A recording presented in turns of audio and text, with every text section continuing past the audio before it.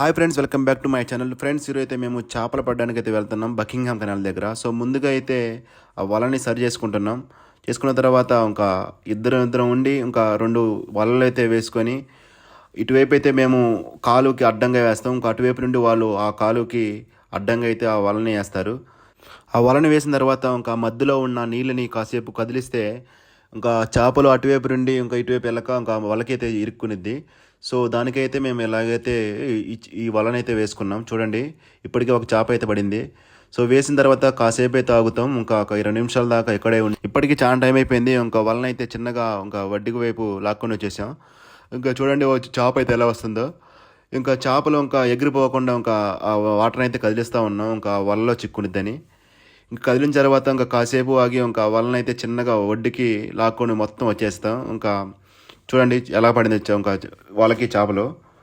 ఇంకా టైం చూసుకొని ఇంకా ఆ వలని మొత్తం ఇంకా తీసేస్తాం.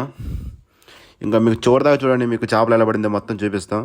ఆ వలని బయటికి తీసొచ్చి ఇంకా చేపలు అయితే ఇంకా బయటికి తీస్తున్నాం వలలో నుండి. చూడండి ఎంత చేపలు పడిందో. సో మొత్తం అయితే ఎక్కువగా జిలేబీ అయితే పడింది.